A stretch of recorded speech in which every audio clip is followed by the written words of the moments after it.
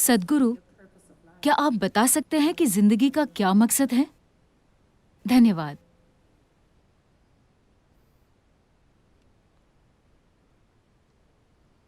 क्या अच्छा नहीं है कि अगर कोई मकसद ना हो तो आपको कुछ भी पूरा नहीं करना, आप बस जी सकते हैं?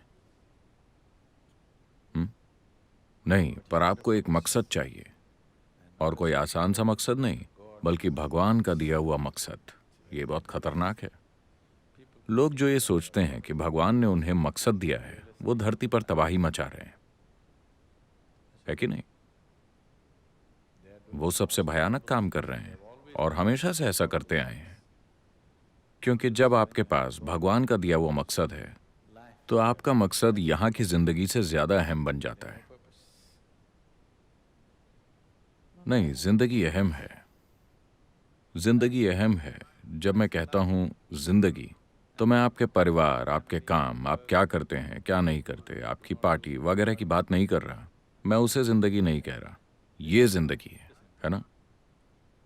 जिंदगी आपके अंदर है या आसपास है? जिंदगी का माहौल। आप जिंदगी के माहौल को गलती से जिंदगी समझ रहे हैं। आपका घर, आपका परिवार, आपका ऑफिस, आपकी पार्टी, ये सब जिंदगी का माहौल है, जिंदगी नहीं है, है ना? हाँ या नहीं? आप माहौल को असली चीज समझने की गलती कर रहे हैं। नहीं, जिंदगी अहम है, क्योंकि आप बस इसे ही जानते हैं और कुछ नहीं जानते। क्या आप और कुछ जानते हैं? बाकी सब तो काल्पनिक है ना? बस यही है जो धड़क रही है, जिंदा है, और यही सब कुछ है। तो क्या ये अहम है? ये सबसे ज्यादा अहम है। आप एक व्यक्ति के रूप में नहीं, वो अहम नहीं है, लेकिन आप जीवन के एक हिस्से के रूप में, ये बहुत अहम है, क्योंकि वही हर चीज का आधार है। जब मैं कहता हूं कि वही हर चीज का आधार है, आपके लिए ब्रह्मांड का अस्तित्व है, क्योंकि आप हैं, है ना? हाँ या ना? आपके लिए दुनिया का अस्तित्व है क्योंकि आप हैं, वरना आपके अनुभव में इसका कोई अस्तित्व नहीं होता। इसीलिए हर तरह से ये अहम है। तो इसका क्या मकसद है?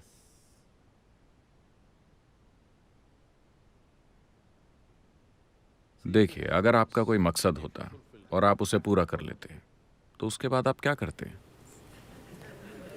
उसके बाद आप क्या करते? बोर हो जाते, है ना?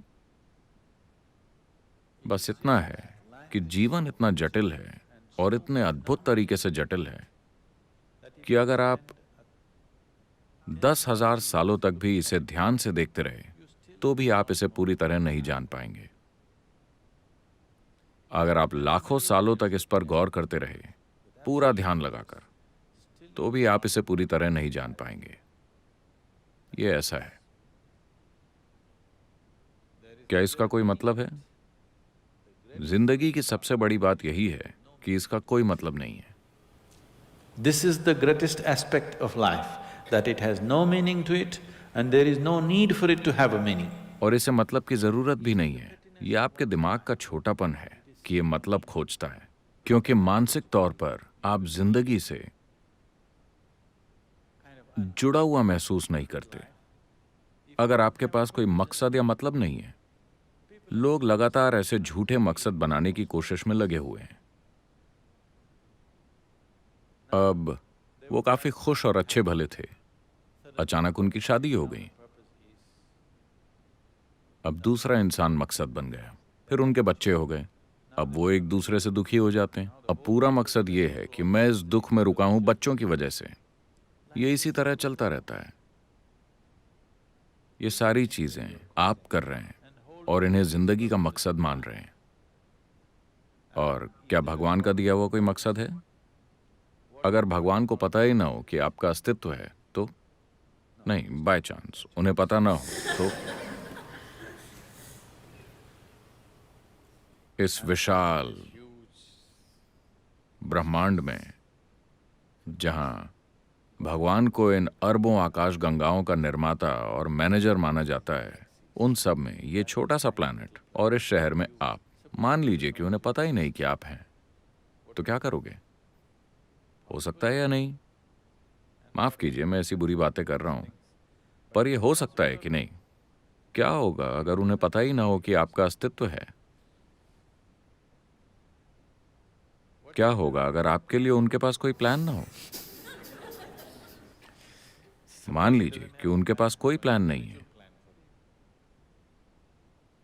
आपके लिए खास प्लान। ऐसी चीजों में मत फंसिए।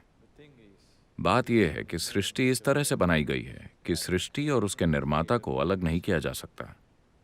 आप इस सृष्टि का एक हिस्सा हैं और साथ ही सृष्टि का स्रोत आपके अंदर धड़क रहा है। अगर आप जीवन की इस प्रक्रिया पर जरा ध्यान दें, आपको किसी मकसद की जरूरत नहीं पड़ेगी। यह आपको लाखों सालों तक व्यस्त रख सकता है। यहां इतना कुछ हो रहा है, इतना कुछ, मतलब इतनी सारी अविश्वसनीय चीजें अभी यहां हो रही हैं। अगर आप जरूरी ध्यान दें, यह आपको लाखों सालों तक व्यस्त रख सकता है या ज्यादा भी। अभी मकसद की जरूरत इसलिए पड़ रही है क्योंकि आप अपने मानसिक ढांचे में फंसे हुए हैं, अपनी जीवन प्रक्रिया में नहीं, अपने मन में। आपका मानसिक ढांचा उस सीमित जानकारी से काम करता है जो उसने इकट्ठा की है। ये उसी के अंदर घूमता रहता है। और अभी आपके विचार और भावनाएं आपकी जिंदगी से कहीं ज्यादा अहम हो गए हैं, है कि नहीं?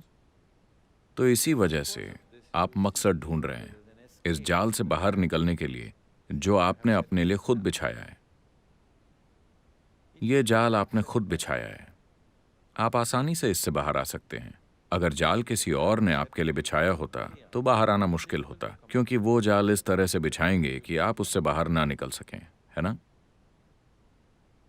मेरा मतलब, मैं जीवन की बात कर रहा हूं, शादी की नहीं। वही तो ये जाल आपने खुद बिछाया है। इससे बाहर आना आसान है, पर यही तो पूरी बात है। ये इतना मुश्किल इसलिए है क्योंकि अब आपने जाल से अपनी पहचान जोड़ ली है। आपको ये अच्छा लगता है। आपको ये अच्छा लगता है क्योंकि ये आपको कुछ मायनों में सेफ्टी और सिक्योरिटी और प्रोटेक्शन और एक अलग पहचान देता है। अगर आप अपने चारों तरफ एक सुरक्षा कवच बना लेते हैं तो वो आपको सेफ्टी देता है, पर आपको कैद भी कर लेता है। Walls of self-preservation are also walls of self-imprisonment. खुद को बचने के लिए बनाई गई दीवारें खुद को कैद करने वाली दीवारें भी हैं। जब ये आपकी रक्षा करती है आपको ये अच्छी लगती है, जब ये आपको रोकती है आपको ये अच्छी नहीं लगती। इसीलिए घर में दरवाजे होते हैं। हमें दीवारें अच्छी लगती हैं क्योंकि ये हमें बचाती हैं, लेकिन दरवाजे भी होते हैं ताकि हम उन्हें खोल सकें और जब चाहे बाहर जा सकें। चाहे दीवारें कितनी भी अच्छी हों, हम फिर भी बाहर निकलना चाहते हैं, है ना? तो ऐसा आपके बिछाए हर जाल के साथ है। चाहे वो कितना भी अच्छा हो, आप फिर भी बाहर निकलना चाहते हैं। तो जो मानसिक दीवार आपने बनाई है, जो आपको एक तरह की पहचान देती है, जो आपको आपके एक इंसान होने का एहसास करवाती है, एक अलग इंसान, और जो आपको सुरक्षा देती है, जब आप महसूस करने लगते हैं कि ये एक जाल है तो कहीं ना कहीं आप इसे तोड़ना चाहते हैं। तो इसे ना तोड़ने का एक तरीका है एक मकसद ढूंढ लेना। वो लोग जो जिंदगी में मकसद ढूंढ लेते हैं वो अभिमानी बन जाते हैं। वो हमेशा के लिए अपने ही जाल में फंसे रहेंगे, ये सोचकर कि वो सबसे बेहतरीन काम कर रहे हैं। सबसे पहले आपको जरूरत है संतुलन की। अगर आपके पास संतुलन है तो आप ऊंचाई पर चढ़ सकते हैं। अगर आपके पास संतुलन नहीं है तो जमीन पर रहना ही बेहतर है ना? बिना संतुलन वाले इंसान के लिए ऊंचाई पर चढ़ना सुरक्षित नहीं है। बेहतर होगा कि आप जमीन के करीब ही रहें, चढ़े नहीं। तो सबसे पहले संतुलन बनाना जरूरी है। फिर आप अपना मानसिक ढांचा ढीला कीजिए, तब ये बहुत बढ़िया होगा। अगर आप अपना मानसिक ढांचा ढीला छोड़ रहे हैं बिना संतुलन के, जो आजकल काफी लोग कर रहे हैं, देखिए, क्यों कोई शराब पीना चाहता है या ड्रग्स लेना चाहता है? क्योंकि ये आपके मानसिक ढांचे को ढीला कर देते हैं और आपको एक पल के लिए आजाद महसूस करवाते हैं, लेकिन जरूरी संतुलन के बिना। आपने संतुलन के लिए काम नहीं किया, लेकिन आपको आजादी मिल गई। बिना संतुलन के आजादी तबाही है, अराजकता है ना? तो पहला काम है संतुलन लाने के लिए काम करना। इतना जबरदस्त संतुलन कि अगर आप अपने मानसिक ढांचे को तोड़ते हैं फिर भी आप सहजता से जी सकें।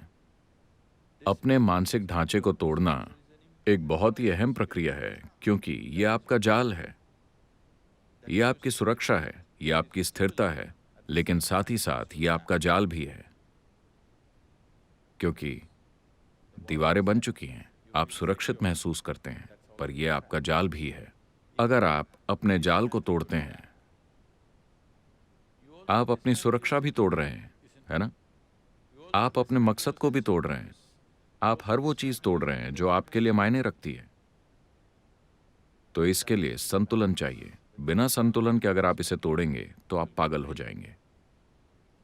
मगर मकसद की खोज मत कीजिए, क्योंकि अगर आप मकसद ढूंढते हैं तो आप पागलपन ढूंढ रहे हैं। अगर आपने मकसद ढूंढ लिया तो आप पक्का पागल हैं। हाँ,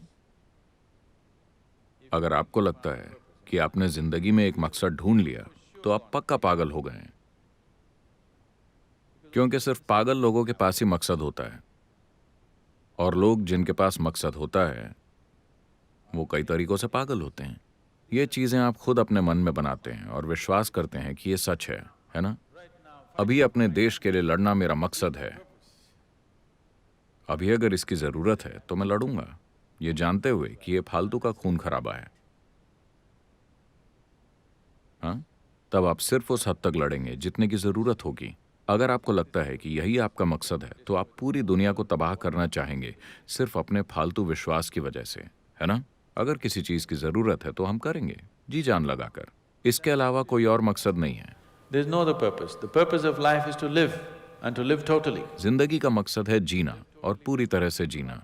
पूरी तरह से जीने का मतलब ये नहीं कि रोज रात को पार्टी करो। पूरी तरह से जीने का मतलब है कि मरने से पहले जिंदगी के हर पहलू को देखा जा चुका है, कुछ भी अनदेखा नहीं रहा। हाँ, इससे पहले कि आप मरें, अगर आप पूरे ब्रह्मांड को नहीं देख पाते तो कम से कम जिंदगी के इस हिस्से को तो पूरी तरह से जान लेना चाहिए। आपको अपने साथ इतना तो करना ही चाहिए, है ना? पूरी तरह जीने का मतलब यही है कि आपने इसे पूरी तरह से अनुभव कर लिया, इसके हर आयाम को। आपने कुछ भी बिना देखे नहीं छोड़ा। आप बस इतना कर लें, इसमें बहुत वक्त लग जाएगा। ये मकसद आपके लिए काफी है।